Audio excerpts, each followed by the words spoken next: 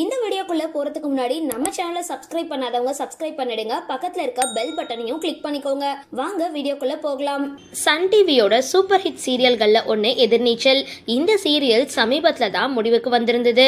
இந்த நிலையில எதிர்நீச்சல் சீரியல் 2ஆம் பாகம் தற்பொழுது உருவாகிட்டு வருது. முதல் பாகத்துல ஹீரோயினா நடிச்ச நடிகை மதுமிதா தான் எதிர்நீச்சல் சீரியல் 2ஆம் பாகத்திலும் ஹீரோயின் அப்படின்னு ரசிகர்கள் எதிர்பார்த்துட்டு இருந்தாங்க.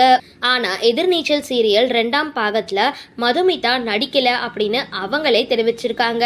தன்னுடைய புதிய அத்தியாயம் துவங்க இருக்கிறதுனால எதிர்நீச்சல் 2 சீரியல்ல நான் நடிக்கல அப்படின்னு சொல்லியிருக்காங்க.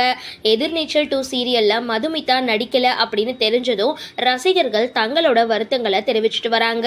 மதுமிதா புதிய அத்தியாயம் அப்படின்னு சொன்ன நிலையில அவங்களுக்கு திருமணம் நடக்க போதா அப்படின்னு ரசிகர்கள் கேள்வி எழுப்பிட்டு வராங்க.